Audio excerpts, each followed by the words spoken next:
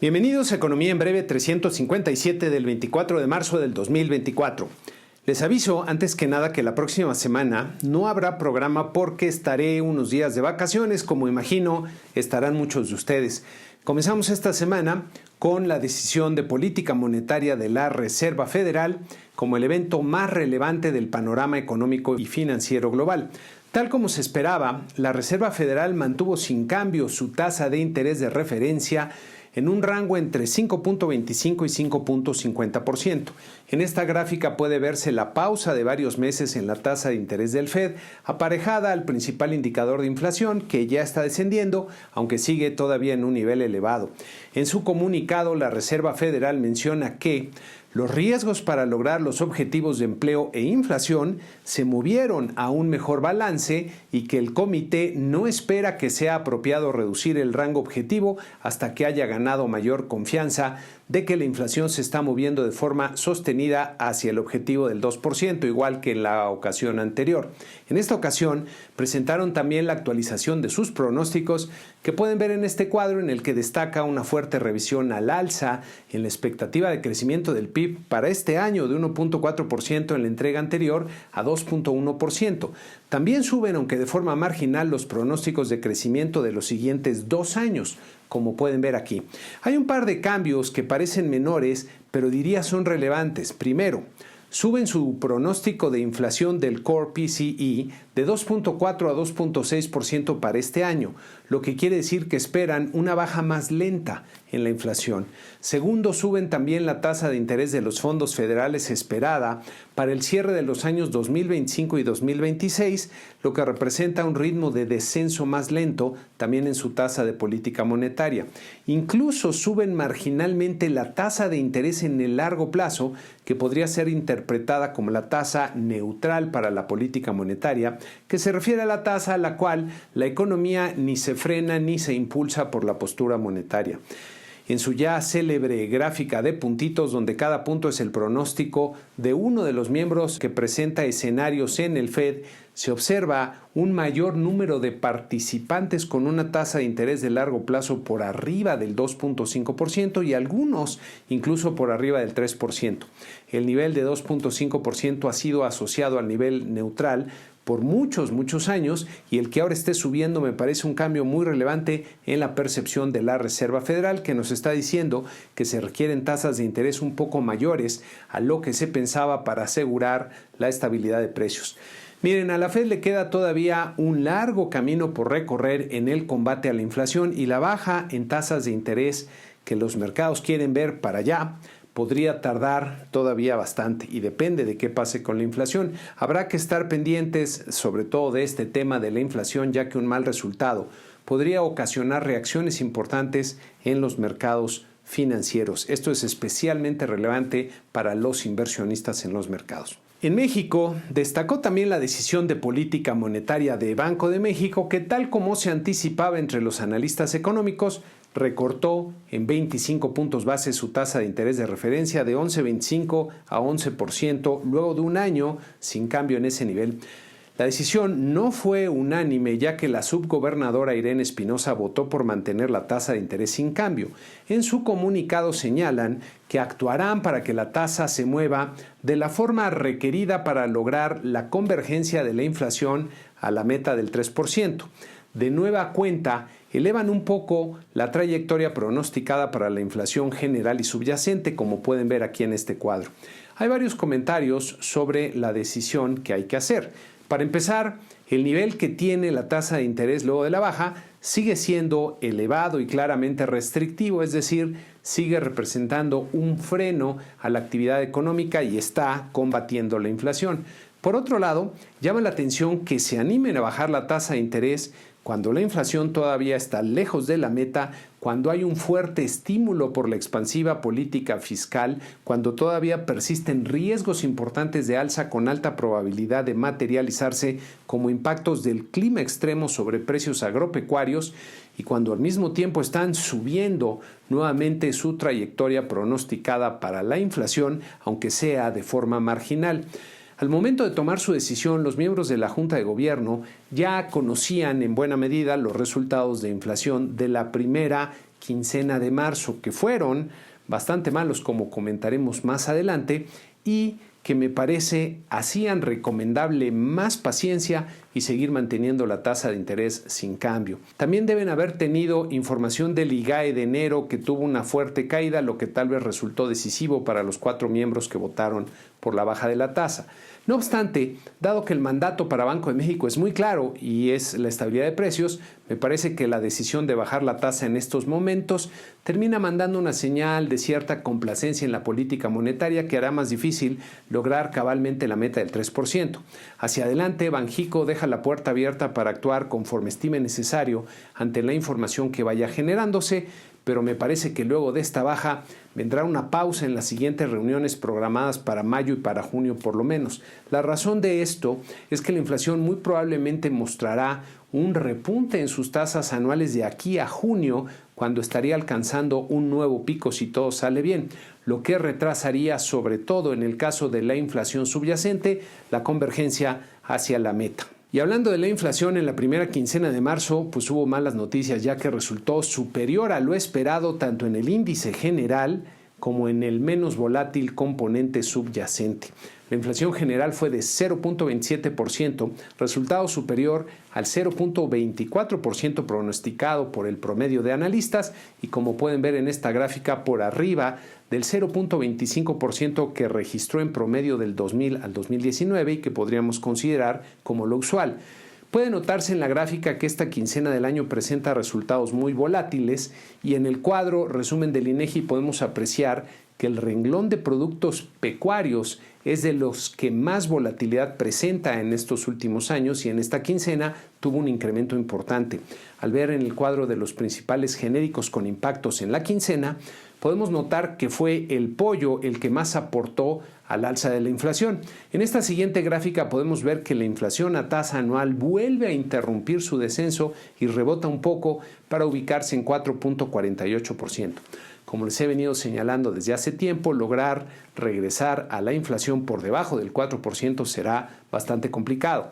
La inflación subyacente, que excluye los componentes más volátiles de la canasta de precios al consumidor, también resultó superior a lo esperado, con 0.33% de aumento cuando el promedio de los analistas pronosticaba 0.25%, y como podemos ver en esta gráfica de las primeras quincenas de marzo de años anteriores, el resultado de este año fue bastante mayor al promedio observado del 2000 al 2019.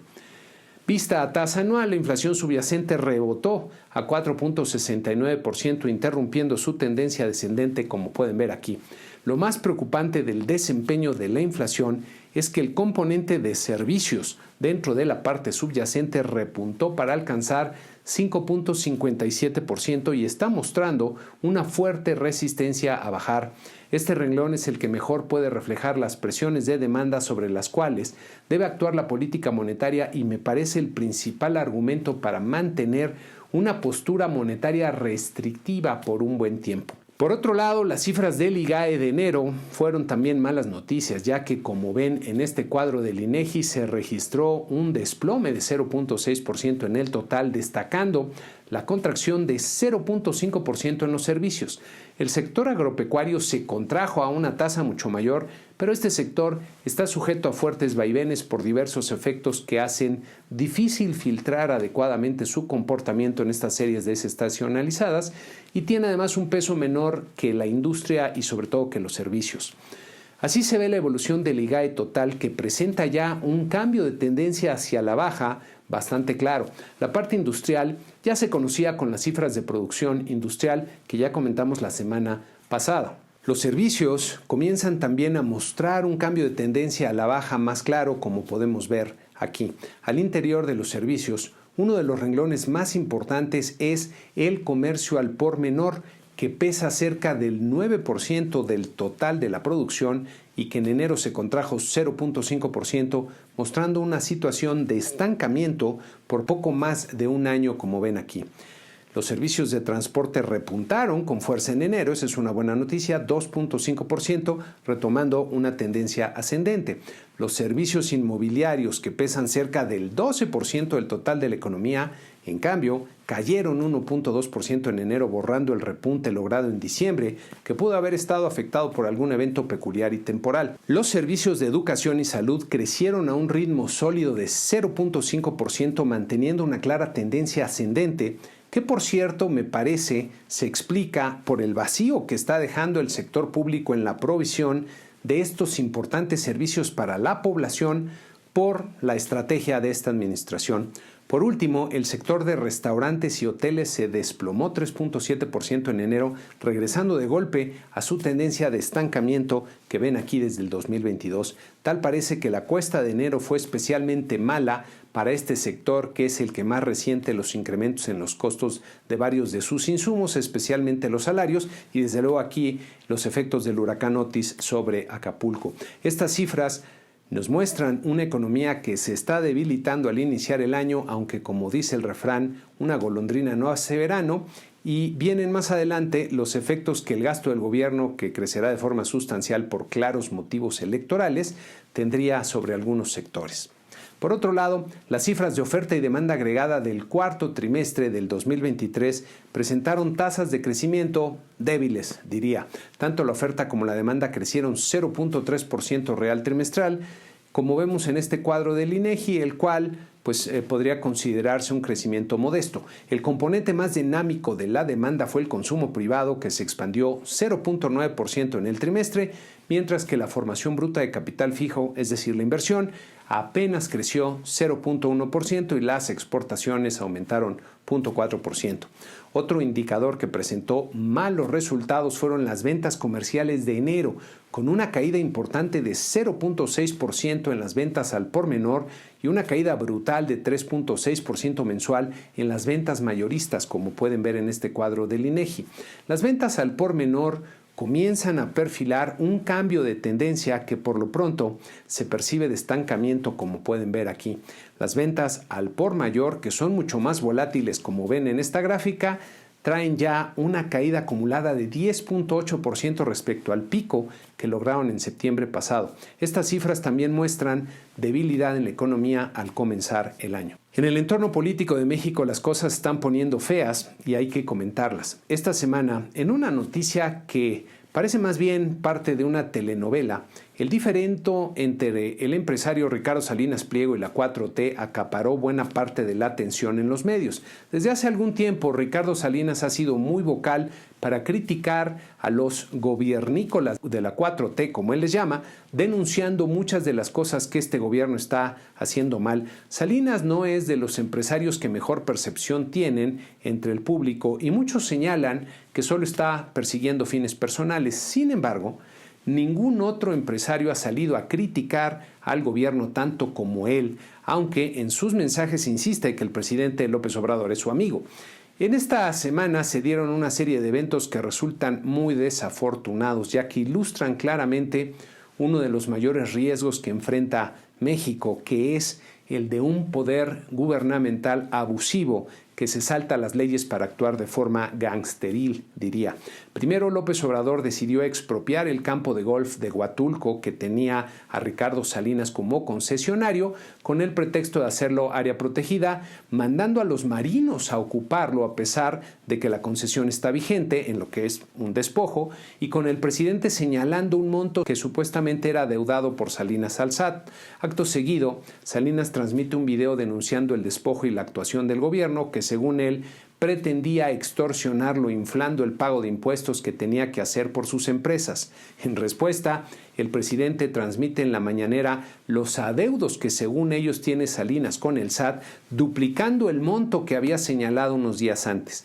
Para colmo de colmos, el gobierno difunde una serie de documentos que deberían ser privados de las empresas de Salinas, lo que constituye un delito de acuerdo con lo señalado por varios juristas y abogados, utilizando a las instituciones del Estado y a los medios como herramienta para golpear y amedrentar al empresario.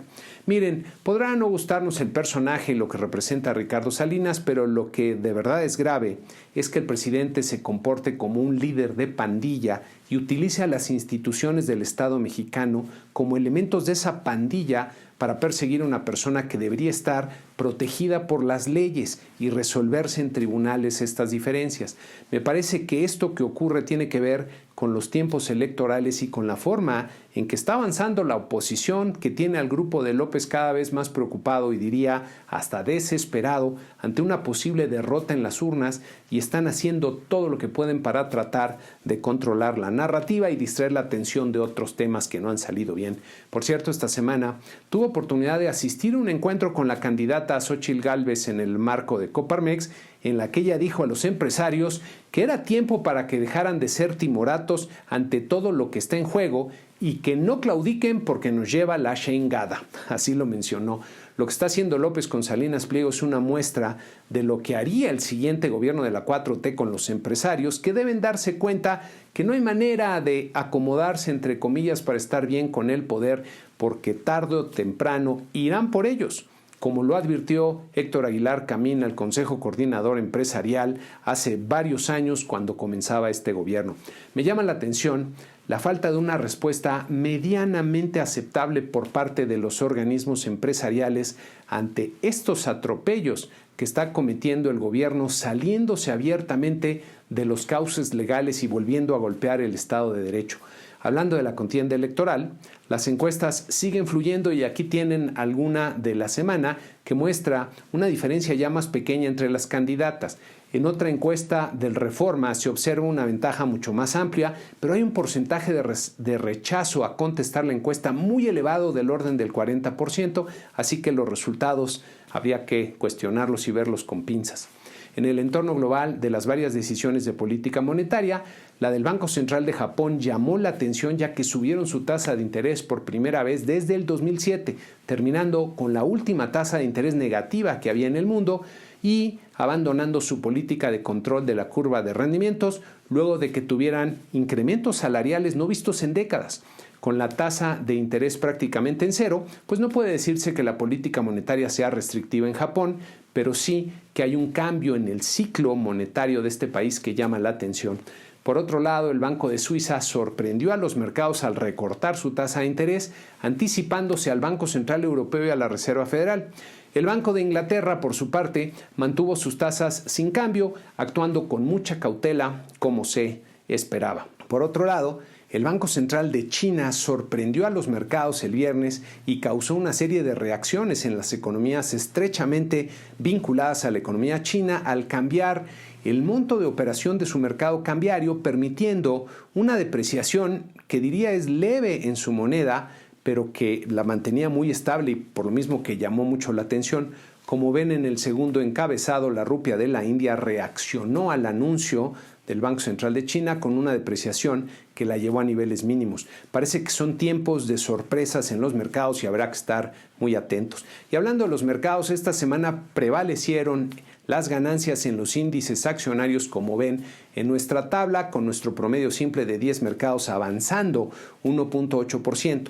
La Bolsa Mexicana de Valores hiló una segunda semana con ganancias, en esta ocasión de 0.7%, para terminar en las 56.611 unidades.